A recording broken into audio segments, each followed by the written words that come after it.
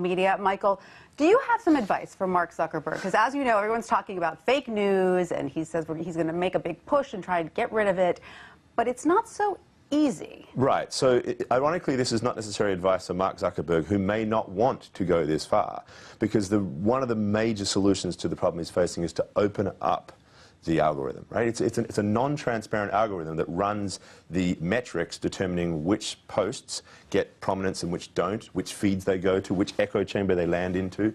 We don't know how that works, and that has hugely discriminatory impacts on all sorts of publishers, including serious news organizations who are now competing against fake news producers who are just paying a few $100s to get a boost inside an echo chamber. But that's a business model. That works for Facebook along these lines because they get to control the content, they get to manage the audience.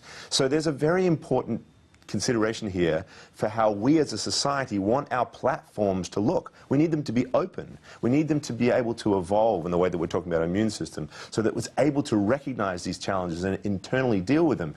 There's all sorts of interesting ways in which we might be able to take an immunotherapy approach and build mechanisms into the platform that allow it to evolve in a healthy way. Well, your book has a great example in what Riot Games did. Can you tell us about that? Yeah, so this is to do with this problem of hate speech, and I think it's very important to recognize that we don't think censorship is the way to go. Right. It is, like we say, it's like an antibiotic that creates a superbug, right?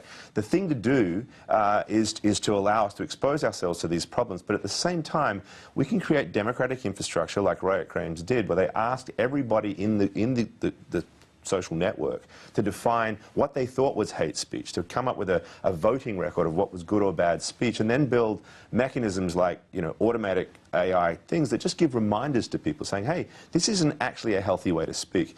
And Riot Games introduced that, and it actually reduced the amount of homophobic and other, racist comments phenomenally, because there's the sort of the culture of the organization itself, the culture of the network, evolved to understand that this is actually just not cool. This is so the community is the policing force, not some big